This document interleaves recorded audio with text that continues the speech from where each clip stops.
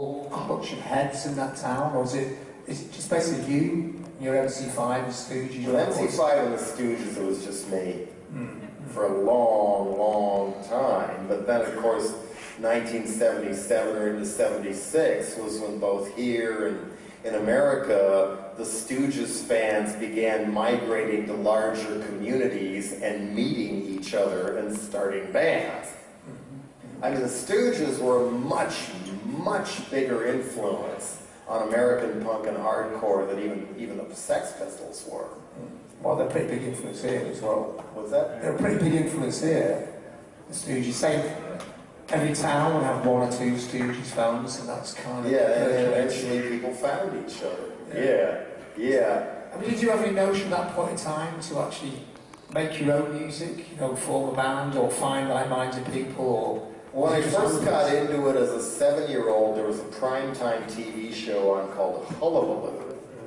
And why my parents turned that on and let me watch it during dinner once a week, I have no idea. They might have been fascinated with it, but, you know, Beatles, Stones, Animals, long-time favorite. I saw Eric Burden in the middle of a punk rock festival at a different venue in Las Vegas a couple months ago, and he just slayed the room.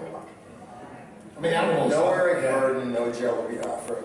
That's the way it goes. They're very much a proto-punk band, the Animals. Oh yeah.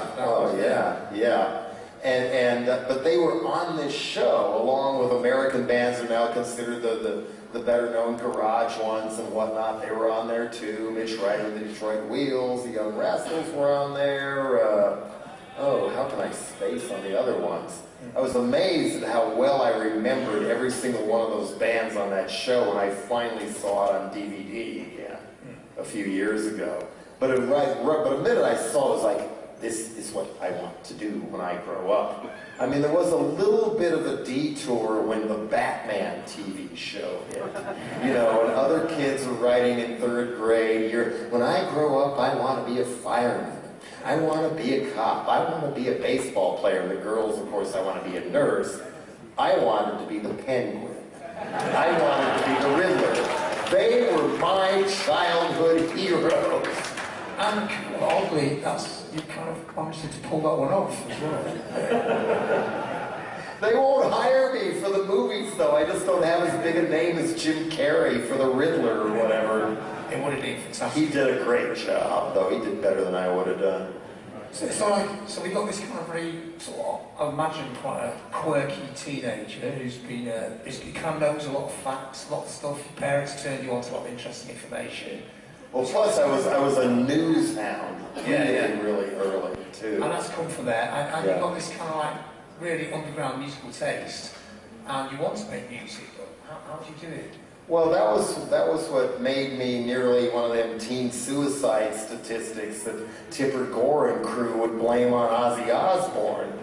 Because right before punk happened, it was pretty damn grim. You know, the activist wild side of the hippie thing had kind of petered out, and I was still had hair down to here. I occasionally washed and loved that kind of, wore my freak flag with pride. But it was like, but to actually be on stage in a band, all there was for somebody like me who liked heavy music was arena rock shows. And then even at the club level, music was for the adults who paid their dues and could all play as good as Jimmy Buffett. and so there was no way in. Nobody when we were teenagers thought of let's start our own band. It was just unheard of. I mean, there were a few people who tried playing electric guitar and they all got into prog rock. And two of them became masters actually. But, and I know them both to this day. But, no, it was just unheard of. Even after punk began rumbling, it was at least unheard of to me until that moment. Many other people went through with one band or another. Some people have even come up to me and credited mine as the show they go to that changes everything. And that was when Rumor hit, that at this major label showcase club where everybody had to sit down, nobody was allowed to dance, or they would try to break to see who was going to be the next Eagles or the next Scientology jazz fusion person like Chick Corea or one of those. Those are the two main things they trafficked in that place. It's called Ebbets Field, named after an old sports stadium in New York. I think this was owned by a guy who used to play in that thing, an old baseball player. But anyway, rumor comes in, hey, the Ramones were opening for Night City at Ebbets Field. Let's go. And would you be the only person in town at that time who knew anything about the Ramones? No, because I found the first album in a dollar bin the week it came out. Some stores sold their promo straight away. Like, well, they kind of look like the New York Dolls. Maybe this will be good. And put it on and thought, this is hilarious. Minute-and-a-half long songs, beat on the brat with a baseball bat. Now I want to sniff some glue. Now I want to have something to do. So I go around to all my other friends when we were listening to like the good side of prog and krautrock and smoking a bunch of weed and put the Ramones on. And we would all laugh and love it. But it was connecting. So then, some of us realize kind of the significance of this and go down to Ebbets Field to see the Ramones. They're opening for a record company band that didn't take off called Night City that had Ray Manzarek from The Doors and Nigel Harrison in between Silverhead and Blondie and whatnot. They were that, plus a prima donna singer from hell who threw tantrums all the time and stuff, and no real sound to call their own, the no-hit single, so they never took off. But anyway, so the local glitterati and, you know, the record company people were all there, the guys who paid their dues and had corduroy jackets with patches and shades and feathery status quo looking hair. Their girlfriends all had fresh 20-dos with flowers because Joni Mitchell had just started doing that. There they are, just waiting for what they're supposed to watch later. And out come these 4 degenerate-looking guys with black leather jackets and one chord on Johnny's guitar, and we knew it was going to be way louder than we thought it was going to be. And, of course, they blew the roof completely off the building. And it was, you know, it was so powerful and so amazing. It was like, God, this is so amazing. It's so simple. Anybody could do it. Even I could do. I got more stage moves than Joey Ramone. I've never even been on a stage. So the gears began to turn, and out of that one Ramones show came Dead Kennedys, the Wax Trax label, Angst, who did 4 albums on SST, Don Fleming, who went back east and did Velvet Monkeys and Gumball, and now works for the Alan Lomax Folk Archives, which is an amazing place you should go to. And who else came out of that? The local punk band who got to open for the Ramones the next night, when a friend of mine who worked at the record store talked the club and the Ramones into letting them have a night of their own, so they just stayed and played.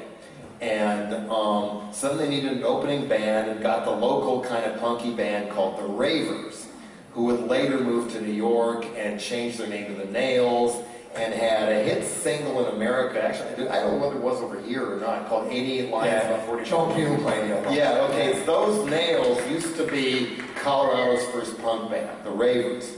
And suddenly, when the Ravers were going to open for the Ramones, suddenly they needed what was then called roadies. So me and my friends were the roadies for the Ravers for the next 6 to 9 months before they moved to New York. I felt 10 feet tall. All you people, my family and school, all you bullies, fuck you, said I was always going to be a loser, never amount to anything. I'm a roadie for the Ravers, man. Will that be touring around the whole of the USA, or to just play Later local? was the Nails, they did a little bit. But when you were roadieing for them, what was it? That was only in Denver. Okay, around that Yeah, time. yeah. So, is this you? I was the one they didn't take to New York, which turned out to be a good thing, because then I had to follow my parents' wishes and give college a try out in California, in Santa Cruz. And within a week or two of arriving, I figured out where the punk shows were going on in San Francisco and went to Mahuhay Gardens. And arrived, to my chagrin, after paying to get in, it was heavy metal night. And up until that point, I kind of liked both, but those bands were so bogus, it was kind of the schism that happened with a lot of people, where a lot of us didn't even listen to Black Sabbath for another 15 years. We were so put off by that whole thing. And these were not Black Sabbath kind of bands. These were bands that would make you wish you were at the Status Quo concert Prince Charles attended, or something. You know, they were that stuff. But there was this one punk rock guy walked in. My friend, look, that's a punk rocker. Look, a real punk rocker. And he's, they were just totally fucking with the metal bands with a couple of other people. And then my friend Mike Ellis said, hey, wait a minute, I know that guy. I think it's my friend. Because Mike had gone to a high school for Americans in London. And sure enough, it was his friend Russell Wilkinson. So he brought me over to meet Russell. Turned out Russell had changed his name to Will Shatter, if that sounds familiar. A few of you are going to know who he is. And then he was like, oh yeah, you like punk? Yeah, are you in a band? No, I can't really play anything. Why should that matter? I've been playing in bass for 2 days and I'm in a band. We're playing tomorrow night. And so the next night was my first punk show at a little space somebody carved out in 8th and Howard Street. His band was Grand Mall, and they were completely incoherent. But the other band that night was the Avengers. And yeah, have they ever brought the Avengers to Rebellion or not? Because they do play every once in a while still. They're still pretty damn good. A very, very important band to me. And so that was kind of my end of the San Francisco punk scene. Still had the hippie hair and everything. That went a little bit later. So people were yanking on it that night. At that point in time, did you have a kind of vision for a band? Well, let's finish with Will Shatter, and then we'll go to that question. Because Grand Mall, the band, split into the Offs, who made some records and kind of punk with some reggae and some ska in them, and the Offs got Dead Kennedys their first gig.